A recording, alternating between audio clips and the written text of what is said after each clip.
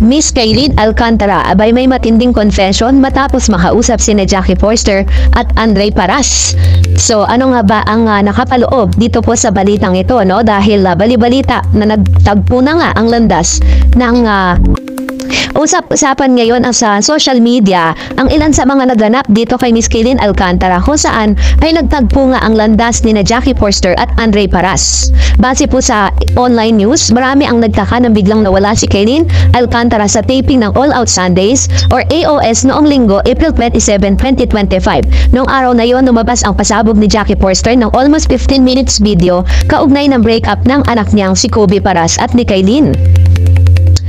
Mag-host pa sana si Kaylin ng isang segment na AOS pero halos 30 minutes daw itong nawala. Yun pala, nag-iiyak ang kapuso actress pagkatapos niyang mapanood ang video ni Jackie. Bumalik naman daw si Kaylin at maayos nang tinapos ang taping ng AOS at marami sa mga nakasaksi ang naawa raw kay Kaylin dahil ang buong akala nila ay okay na ang sitwasyon. Sa pagkakaalam din nila, maayos naman daw nakausap sina Kaylin at Jackie. Pati ang kuya ni Kobe na si Andre Paras ay nakausap din daw ni Kaylin. So base po sa report is wala naman pong sinabi, parang wala namang naikwento itong si Kaylin kung ano yung napag-usapan nitong si Jackie, si Andre Paras at si Miss Kaylin Alcantara. So nagtaka lang po si Miss Kaylin kung bakit pagkatapos sila mag-usap ay naglabas nga po ng 15 minutes video yung nanay nitong si Mr. or ni Mr. Kobe Paras, no? Yun po yung pinagtataka ng mga netizen kung bakit bigla na lamang itong naglabas ng ganon. Kahit alam po ng mga taong nasa paligid nila na nagkaroon na sila ng pag-uusap daw patungkol sa issue. At pati ang kuya ni Kobe na si Andre Paras nga di umano ay nakausap din daw ni Kaylin. Kaya kahit may mga pruweba raw si Kaylin sa mga ibinibintang kay Kobe, ay nag-decide daw na manahimik na lang ang actress at maayos na tapusin ang kanilang relasyon. So ganito yung sinabi niya, no? Parang hindi ko alam kung pinakiusapan ba ni Jackie na manahimik si Kaylin pero naglabas siya ng mga videos o naglabas siya ng kanyang statement sa public. Parang sa pagkaka-unawa natin dito ay talagang sobrang aping-api dito si Kaylin, ano? Samantalang kung pruweba din lang ang pag-uusapan, nauna nang sinabi ni Jackie na siya ay #mommy with receipt. Kung magsasalita pa raw ang kampo ni Kaylin at siraan ng kanyang anak, ilalabas daw ni Jackie ang kanyang mga resibo. Bumuhos ang suporta ng pamilya at fans at mga kaibigan para kay Kaylin Alcantara sa gitna ng kinaharap ng issue sa love life. Sa parang sinasabi po dito ng ilang mga netizen, parang nag-react dito po sa statement na to, dito sa pangyayari na to, na parang may pananakot na nagaganap between Jackie Forster and Miss Kaylin. Kaya pinipili ni Kaylin na manahimik, ano? Parang ganoon yung sinasabi na parang kapag siniraan daw o nagsalita itong si Kaylin against Kobe para sa publiko, ay ilalabas nitong si Jackie Forster yung kanyang mga itinatago o sinasabing resibo. Kagabi nga, April 29 Martes, naglabas din ng pahayag ng Sparkle GMA Artist Center. Base sa official statement, gusto nang mag-move on ang actress at panatilihin ang kanyang katiwasayan.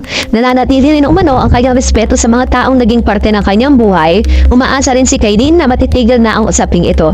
Base po sa statement na inilabas ng GMA Sparkle, Kaylin would like to move on with this issue. She has chosen to keep her peace and mind, maintain the respect for the people who have been part of her life, and she hope we can all move on and put this issue to rest. So, ganito po yung kanyang sinabi. And, kasunod ng kanyang pananahimik, kinuri naman ng mga tao ang classy at sophisticated na paraan ng pagharap daw ni Kaylin sa sitwasyon. Komento ng ilang netizen ay admire Kaylin for choosing peace over drama. It takes strength and grace to stay respectful even when things get tough. Wishing her continued growth and happiness. She deserve it. Signs of being matured and strong woman. We love you, Kaylin. Samantalang, sa kanyang latest Instagram post naman ay binalandra nga ng aktres ang kanyang ganda habang sineselebrate ang 4.9 billion followers. Marami pang dapat abangan kay Kaylin, kabilang ang upcoming series ng Beauty Empire. So, okay Kaylin ha, continue choosing peace over drama ha. So far, kota ka na sa love life, pwede bang karir muna? Prove to be damn good actress ha. For your sunflower, all the best. Ayan. So, yun po yung ilan sa mga komento naman ng mga netizen towards Miss Kaylin Alcantara. So, kasi bago pa man po yan lumabas, may mga bali-balita nga na parang si Miss Kaylin Alcantara nga is pagkatapos sila mapusap noon itong ina ni Mr. Kobe Paras na si Jackie Forster, ay ito raw pinayuhan ni Kaylin Alcantara na wag nang sagutin ang mga sinabi ni Jackie Forster, ina ng ex-boyfriend ni Kaylin na si Kobe Paras sa social media. Pero may mga nakasaksi umano ng iyakan ng kapuso actress ang napanood na video ni Jackie. Nangyari raw ito sa taping ng All Out Sundays AOS noong linggo, April 27, 2025. Ayon pa sa source, nasa kalagitnaan ng taping ng AOS nang napanood ni Kaylin ang pasabog na video ng ina ni Kobe. Matagal daw nag-iiyak ang aktres. Hindi raw nila alam kung anong sinabi ng aktres tungkol sa napanood na video, pero marami nang ang nakakitang umiiyak ito. Marami naman ang nagtanggol kay Kaylin kahit sa Instagram account nito karamihan ay positibo ang mga komento sa kanya. At noong linggo, April 27, 2025, ang OOTD at aura-aura lang siya sa post niya sa Instagram na ang caption ay "All love and happiness this Sunday." Ngayong Martes, April 29, ay ganda-gandaan si Kaylin sa post niyang masaya lang siya dahil dumarami ang followers niya. Caption niya, "Happy 4.9. Magpo 5 million na ang followers si Kaylin sa Instagram at maaaring nakatulong ang breakup issue nila ni Kobe kaya lalong dumarami ang followers ni Kaylin." Hindi ito ang unang kaso na ganyan kay Kaylin Alcantara. More than a damage control move, kailangan yatang iparealize kay Kaylin na nandito siya sa industriya natin na para maging mahusay na actress, hindi para malink kung kani-kanino at kamakulay sa love life. Paulit-ulit na Kaylin, paano na ang sunflower?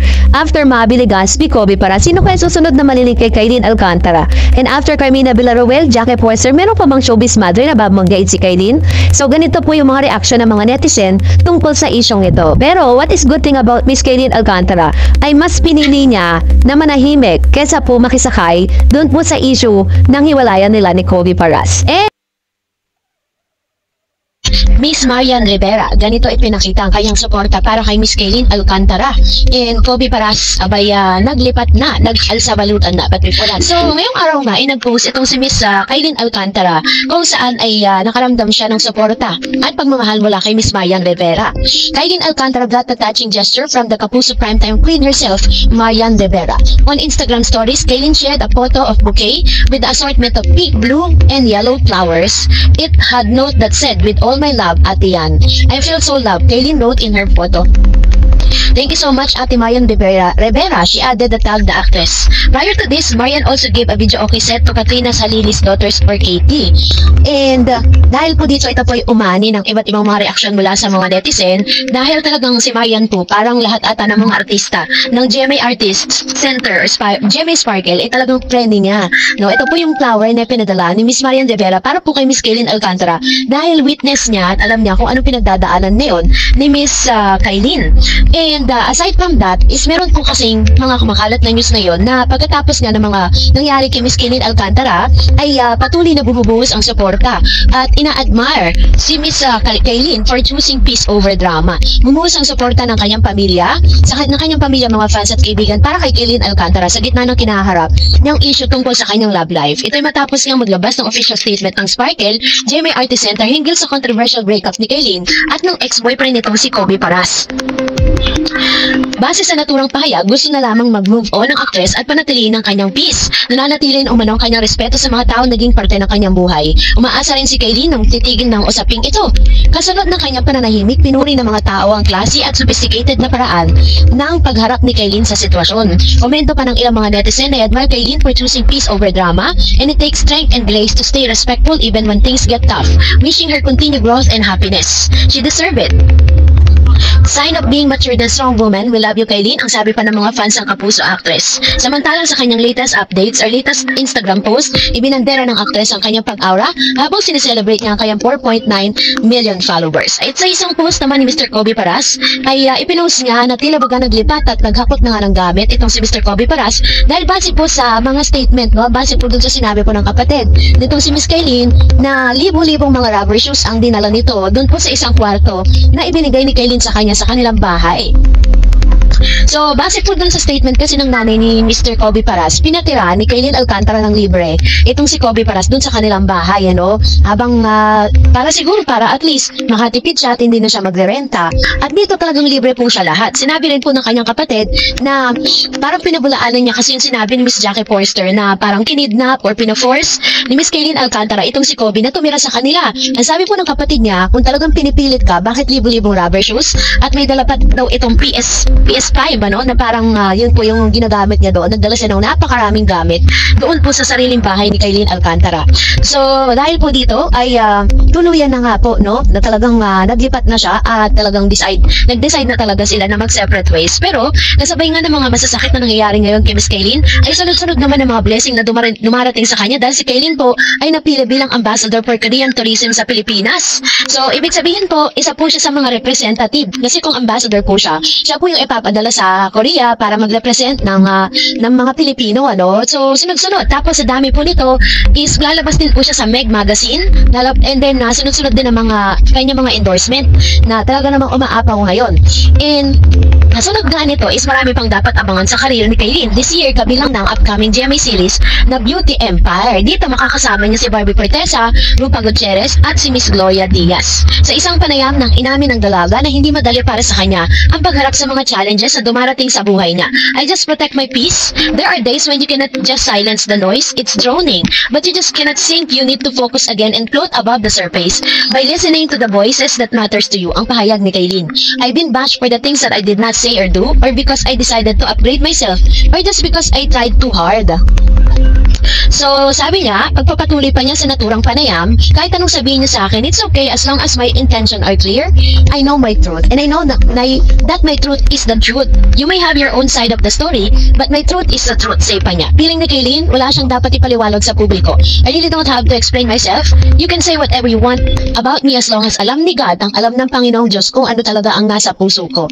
Kung ano talaga ang nangyari, I am comfortable with that. I can sleep peacefully at night with that, and I can live with that, sabi pa nito. So, dahil po dito, talagang sobrang hinangaan po itong si Miss Kailin. Kasi parang ikinukumpara kasi si Kailin dun po sa kampo na manulalaki na walang ginagawa kundi mag-post ng mga cryptic posts, magparinig dito kay Kailin, at maglabas ng mga bintang na wala naman po talagang konkretong resibo. Base po kasi sa report, is nagkaroon na po ng parang pag-uusap itong si Jackie Puester, Andre Paras, at saka itong si Miss Kailin Alcantara. Kaya nga nagulat po si Kailin nung lumabas yung video na meron po pong mga parang binabasa yung nanay po ni Kobe na inilabas niya sa public. Talaga namang pinagpiestahan ng lahat ng mga netizen at nilabaga ito pong mga sinabi niya sa public is against. Parang inaatake niya yung character. Parang this is gonna be the character assassination for Miss Kailin Alcantara. Kaya naman pagkatapos nun ay may mga napabalita na talagang nag-cry to death itong si Miss Kailin dahil po dun sa kanya mga narinig because on her part gusto niya magsalita pero parang it's okay na maging payapa at mas maging silent na lang siya sa lahat ng mga aligasyong ito. So, kayo po, ano pong siyang sa loobin patungkol dito? Comment down below.